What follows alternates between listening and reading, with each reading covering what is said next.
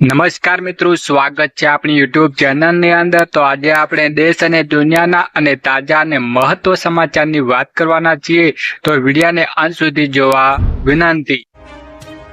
સૌપ્રથમ સમાચારની વાત કરીએ કે અંબાલાલ પટેલને ભૂક્કા બોલાવવાની આગાહી। અંબાલાલ પટેલે ગુજરાતમાં આગામી દિવસો માટે ચિંતાજનક આગાહી કરી છે। રાજ્ય પરથી મજબૂત વેસ્ટર્ન ડિસ્ટર્બને પસાર થઈ રહી છે હોવાથી પરશિયાળે કમોસમ વરસાદ શક્યતા સેવાઈ રહી છે અને ઉત્તર ગુજરાત અને કચ્છના હાડ થીજાવતી ઠંડી પડવાની વકી રહી છે, જેમાં બનાસકાંઠાના તાપમાનમાં 4 ડિગ્રી અને નલિયામાં 8 ડિગ્રીનો પણ નીચે જોઈ શકાય છે। જાન્યુઆરીના અંતમાં થોડી રાહત બાદ ફેબ્રુઆરીના પ્રથમ સપ્તાહમાં ફરી ઠંડીનું જોર વધશે। હવામાન વિભાગે દિલ્હી એનસીઆરને દેશના 13 રાજ્યોમાં વરસાદની વાવાઝોડું એલર્ટ જાહેર કરવામાં આવ્યું છે અને 27 અને 13 રાજ્યોમાં વરસાદનું 28 જાન્યુઆરી દરમિયાન ઉત્તર ભારતીય દક્ષિણ સુધી હવામાનનો પલટો આવશે। યુપી, રાજસ્થાન, જમ્મુ કાશ્મીર, એમપી અને ઉત્તરાખંડ જેવા રાજ્યોમાં ગાજવીજ સાથે વરસાદ પડી શકે છે અને આ દરિયામાં 30 થી 40 કિમી ઝડપે પવન ફૂંકાવાની પણ આગાહી છે। તમિલનાડુ અને પુડુચેરીમાં પણ શિયાળુ વરસાદની સંભાવના છે।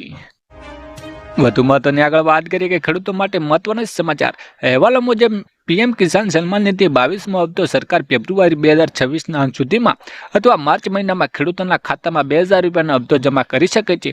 જો કે આ લાભ મેળવવા માટે ખેડૂતોને કેવાયસી જમીનનું વેરિફિકેશન કરવાનું ફરજિયાત છે। ખેડૂતો હવે ઘરે બેઠા જ પોતાના ગામની યાદી પોતાના નામે ચેક કરી શકે છે। આ તેમણે ધર્મને બેલેન્સ વિકલ્પ પસંદ કરવાનો રહેશે। વધુ મહત્વની આગળ વાત કરી કે 1 તારીખથી નવા નિયમો લાગુ। જાન્યુઆરી મહિનો શરૂ થઈ રહ્યો છે ત્યારે નાણામંત્રી નિર્મલા સીતારામન 1 ફેબ્રુઆરી દેશનું બજેટ રજૂ કરીને સાથે નવા મહિના સાથે કેટલાક નવા ફેરફારો પણ થવા જઈ રહ્યા છે। ફેરફારમાં આર્થિક રીતે સંબંધિત સીધી અસર સામાન્ય લોકોના ખિસ્સા પર પડી રહી છે। આવા મહિનાથી એલપીજી ગેસ સિલિન્ડરની કિંમતમાં યુપીઆઈ સંબંધિત નિયમો ફરી એકવાર મોટો ફેરફાર થઈ રહ્યો છે। હવે તેમને જણાવી દઈએ આવા મહિનાની મોટા ફેરફાર થવા જઈ રહ્યા છે। મહત્વની વાત કરીએ કે એલપીજીના ભાવમાં ફેરફાર। મહિનાની પહેલી તારીખે દેશભરમાં એલપીજી ભાવમાં સુધારો કરવામાં આવી રહ્યો છે। ઓઇલ માર્કેટિંગ કંપનીમાં એલપીજી સિલિન્ડરની કિંમતમાં ભાવ પલને અપડેટ કરે છે। આવી સ્થિતિમાં 41 બજેટ દિવસ એલપીજી સિલિન્ડરના ભાવમાં ઘટાડો થઈ શકે છે, વધારો થશે કે જો કે તમને જણાવી દઈએ કે સિલિન્ડરની કિંમતમાં ફેરફાર સામાન્ય લોકોના ખિસ્સા પર અસર કરે છે। તેમણે જણાવી દઈએ કે 1 જાન્યુઆરી ઓઇલ માર્કેટિંગ કંપનીએ 19 કિલો કોમર્શિયલ સિલિન્ડર દરમાં ઘટાડો કર્યો હતો। વધુ મહત્વની આગળ વાત કરીએ કે ખેડૂતો માટે મોટા સમાચાર। ઘઉંના ટેકાના ભાવ 2585 રૂપિયા જાહેર। રાજ્ય સરકાર તરફથી મહત્વના સમાચાર સામે આવ્યા છે। કેન્દ્ર સરકાર દ્વારા રવિ માર્કેટિંગ સિઝનમાં 2026 ને 27 માટે ઘઉંના પાકમાં લઘુત્તમ ટેકાનો ભાવમાં જાહેર કરવામાં આવ્યો છે। ખેડૂતોને તેમના પરસેવાની યોગ્ય કિંમત મળી રહે તે માટે સરકાર આ વર્ષે 2585 પ્રતિ ક્વિન્ટલના ભાવે ઘઉં ખરીદી કરશે। જો કે તમારા ઘઉંની સરકારે ટેકાના ભાવ વેચવા માંગતા હોય તો તમારે માટે ઓનલાઈન અરજી કરવાની રહેશે। તે 1 ફેબ્રુઆરી 2026 ને 1 માર્ચ 2026 સુધી નક્કી કરવામાં આવે છે। ખેડૂતે આ નોંધણી પોતાના ગામમાં જ ગ્રામ્ય કક્ષાના વીસીઈ મારફતે ઓનલાઈન અરજી કરી શકશે, જેથી તેમને તાલુકાના મથકે ધક્કા ખાવા ન પડે। સમગ્ર પ્રક્રિયામાં પારદર્શિતા જળવાઈ રહે તે માટે રહેલું છે।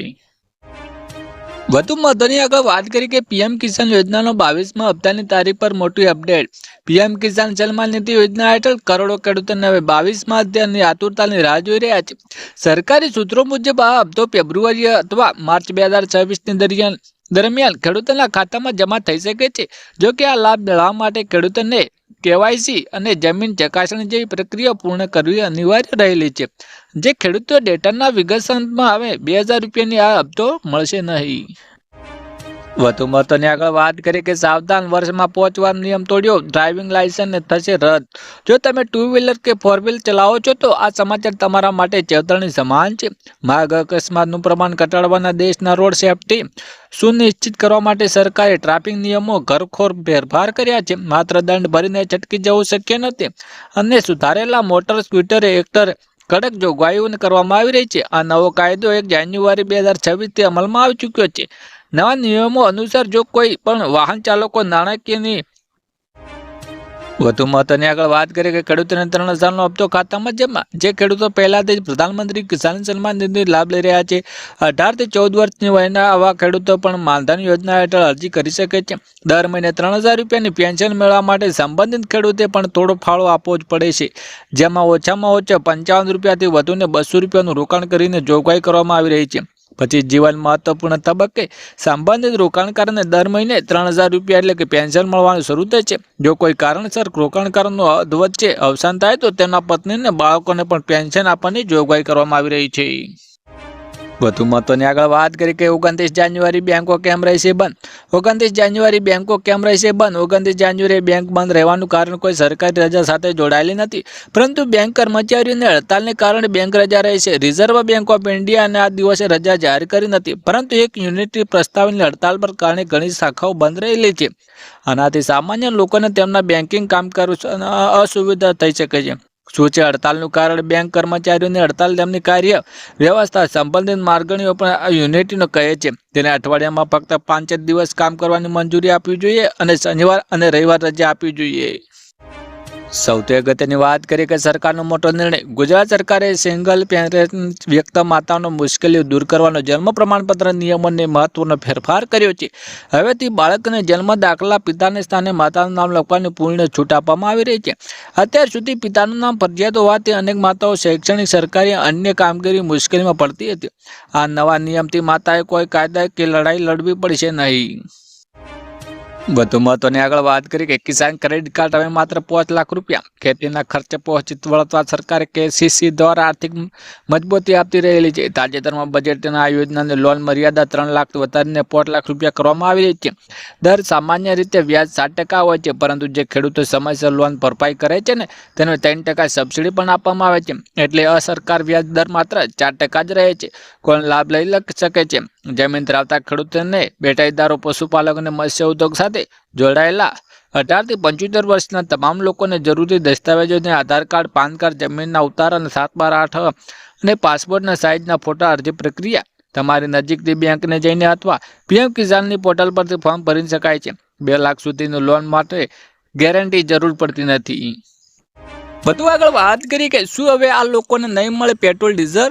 નવા પ્રસ્તાવ મુજબ જો કોઈ વાહન ચાલકોનો ટ્રાફિક મેમો અથવા ટોલ ટેક્સ બાકી રહેશે તો તેને નેશનલ હાઈવે પર વાહન ચલાવવાની મંજૂરી આપવામાં આવશે નહીં અને બજેટ સત્રમાં આ પ્રસ્તાવ રજૂ કરવામાં આવશે. અને આંકડા મુજબ 2015 થી 2025 વચ્ચે 400 કરોડના ઈ ચલણ જાહેર કરાયા હતા, જેમાંથી માત્ર 1/3 વસૂલાયા છે. નવા નિયમો હેઠળ બાકી ચલણ હશે તો લાયસન્સ રિન્યુ અને પેટ્રોલ ડીઝલ મળવા પણ મુશ્કેલી પડી શકે છે. વધુ આગળ વાત કરી કે પેટ્રોલ માટે મહત્વના સમાચાર. ગુજરાત સરકારે ખેડૂતોની સુવિધાઓ માટે ફાર્મર રજિસ્ટ્રેશનની ઝુંબેશ 2024 અને 25થી શરૂ કરી હતી. આ પ્રક્રિયા હેઠળ દરેક ખેડૂતોને આધાર કાર્ડની જેમાં 11 આંકડાઓનો યુનિટ ફાર્મર આઈડી આપવામાં આવે છે, જે ભવિષ્યમાં ખેતીલક્ષી તમામ સેવાઓ માટે પાયાનું ઓળખપત્ર બને છે. ભારત સરકારના પીએમ કિસાન યોજનામાં 22મા હપ્તાને લાભ મેળવવા માટે ફાર્મર રજિસ્ટ્રેશન ફરજિયાત બન્યું છે. વધુ મહત્વની આગળ વાત કરી કે સિંગ તેલના ભાવમાં ભડકો. સિંગ તેલના ભાવમાં એક જ દિવસમાં 40 રૂપિયાનો ઘરખમ વધારો નોંધાયો છે. છેલ્લા 1 મહિનાથી ભાવમાં કુલ 200 રૂપિયાનો વધારો થયો છે. અને સૌરાષ્ટ્રનો ઓઇલ મિલમાં એસોસિએશન મુજબ માવઠાને કારણે મગફળીના પાકને ઘણું નુકસાન થતા પિલાના લાયકાત જાતો ઓછો હોવાની આ સ્થિતિ સર્જાઈ રહી છે. અને અગાઉ 2590 રૂપિયાનો ડબ્બો ભાવ વધીને 2785 રૂપિયા થયો છે. સરકારે 17 લાખ ટન મગફળી ખરીદી હોવા છતાં બજારમાં અછત વર્તાઈ રહી છે. સૌથી અગત્યની વાત કરીએ કે સીએમએ ગ્રામીણ આવાસનું વ્યાજ માફ કર્યું. ગુજરાતના મુખ્યમંત્રી શ્રી ભૂપેન્દ્ર પટેલે ગ્રામીણ ક્ષેત્રના ગરીબ મધ્યવર્ગના પરિવારો માટે અગત્યના સંવેદનશીલ નિર્ણય લીધો છે અને ગુજરાતના ગ્રામ ગૃહ નિર્માણ બોર્ડની આવાસ યોજનાઓમાં બાકી હપ્તા ધરાવતા લાભાર્થીઓ માટે વન ટાઈમ રાહત યોજનાઓ જાહેર કરવામાં આવી છે. આ યોજના હેઠળ જો લાભાર્થીને આગામી 6 મહિનામાં બાકી રહેલું મુદત રકમ સંપૂર્ણ ભરી દેશે, જો તમને ચઢેલું 2% માસિક દંડનીય વ્યાજ સંપૂર્ણ માફ કરી દેવામાં આવે છે. વધુ આગળ વાત કરીએ કે લોન માપ મંડળીને લોન્ચ. મોટા સમાચાર. ગુજરાતના ખેડૂતોને ઉપર સરકારી ક્ષેત્રીય ગ્રામીણ બેંક અને કોમર્શિયલ બેંક સહિતના કુલ 14.44 લાખ કરોડ રૂપિયા જેટલું દેવું છે. ત્રણેય બેંકની 55.77 લાખ જેટલા ખાતામાં ખેડૂતોને આ ધિરાણ અપાયેલું છે. અનેક રાજ્યના ખેડૂતો ઉપર ગુજરાત કરતાં દેવાનું ભારણ ઓછું હોવાને આંકડા દર્શાવી રહ્યા છે. લોકસભાના નાણામંત્રી દ્વારા એક સવાલ જવાબ ગુજરાત સહિત વિવિધ રાજ્યોના ખેડૂત પરના દેવા માફી આપવામાં આવી રહ્યો છે. ત્યારે હાલ જાન્યુઆરી મહિનાનો ચાલી રહ્યો છે અને આ મહિને નવા જૂની મંડળી પ્રક્રિયા ચાલુ હોવાથી ત્યારે ખેડૂતોને 0% વ્યાજ મંડળી આપી રહી છે. એટલે વ્યાજ સરકાર ભરે તો શું સ્થિતિ દરમિયાન ગુજરાત અમુક ખેડૂતનું દેવું સરકારે માફ કરવું જોઈએ કે નહીં? નીચે કોમેન્ટ કરીને જણાવજો. વધુ આગળ વાત કરીએ કે ખેડૂતો માટે મહત્વના સમાચાર. કેન્દ્ર સરકારની પીએમ કિસાન યોજનાની 22મો હપ્તો ફેબ્રુઆરી 2024ના અંત સુધીમાં ખેડૂતોના ખાતામાં જમા થવાની શક્યતા રહેલી છે. આ યોજના અંતર્ગત ખેડૂતોને વાર્ષિક 6,000 રૂપિયાની સહાય એટલે કે 2,000 રૂપિયા એમ કરીને 3 હપ્તા મળે છે. એની સિવાય નિયમ મુજબ એક પરિવારને એક જ યુનિટ ગણવામાં આવે છે. તેની પતિ અને પત્ની બંને અલગ અલગ લાભ મેળવી શકતા નથી. જો બંને લાભ લેશે તો સરકારના નાણાં વસૂલ કરી શકે છે અને હપ્તો મેળવવા માટે કેવાયસી કરવો ફરજિયાત છે. વધુ આગળ વાત કરીએ કે ટોલ બાકી હશે તો ગાડી નહીં વેચાય. સરકારે ટોલ નિયમો વધુ કડક બનાવવા સેન્ટ્રલ મોટર વ્હીકલ રૂલ્સ 2026ની અમલી બનાવવામાં આવે છે. હાઈવે પર ટોલ ટેક્સ ચૂકવવા વગર ગાડીની એનઓસી ફિટનેસ સર્ટિફિકેટની નેશનલ પરમિટ નહીં મળે. ફાસ્ટેગમાં ઓછું બેલેન્સ અથવા કનેક્ટેડ ખામીને કારણે બાકી રહેલી રકમ વાહનના ઓનલાઈન રેકોર્ડ સાથે જોડાશે. બાકી ટોલ ફીચર ક્યાં વગર માલિકોને ટ્રાન્સફર કરી વેચાણ પણ કરી શકશે નહીં અને આ નિર્ણયથી ટોલ ચોરી અટકશે. વધુ આગળ મહત્વની આગળ વાત કરી કે હવે તમારી ફરિયાદ સીધી સીએમને કરો. સીએમ ભૂપેન્દ્ર પટેલની ઉપસ્થિતિમાં દર મહિને યોજાશે રાજ્યના સ્વાગત ઓનલાઈન જન ફરિયાદ નિવારણ કાર્યક્રમ 22 જાન્યુઆરી 2026ના રોજ યોજાશે. આ મહત્વપૂર્ણ મંચ દ્વારા નાગરિકોને પોતાની રજૂઆતો અને ફરિયાદો સીધી સરકાર સુધી પહોંચાડી શકે છે. વડાપ્રધાન નરેન્દ્ર મોદીની પ્રેરણાથી 2003માં શરૂ થયેલા આક્રમણ હેઠળ દર મહિનાના ચોથા ગુરુવારે ફરિયાદોનું નિરાકરણ થાય છે, જેને કારણે લાખો નાગરિકોને ન્યાય અને રાહત મળી શકે છે.